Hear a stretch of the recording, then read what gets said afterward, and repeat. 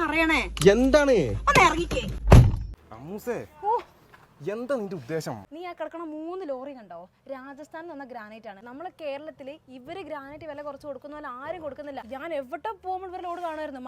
മലപ്പുറത്ത് എറണാകുളത്ത് പോയപ്പോ എറണാകുളത്തുണ്ടായിരുന്നു. നിനക്ക് സംശയം ഉണ്ടോ? നമുക്ക് ഇവിടുത്തെ മാനേജർ ഒന്ന് കാണാൻ പറ്റുമോ? ആ ശരി, കാണാലോ. ഞാൻ നിങ്ങളെ വിളിപ്പിച്ചത് ഒരു കാര്യം ചോദിക്കാൻ വേണ്ടിയിട്ടാണ്. കേരളത്തിൽ എവിടെയും കിട്ടാത്ത റേറ്റില് നിങ്ങൾ ഇവിടെ ഗ്രാനൈറ്റ് മാർബിൾ ഒക്കെ കൊടുക്കുന്നുള്ളത് സത്യമാണോ?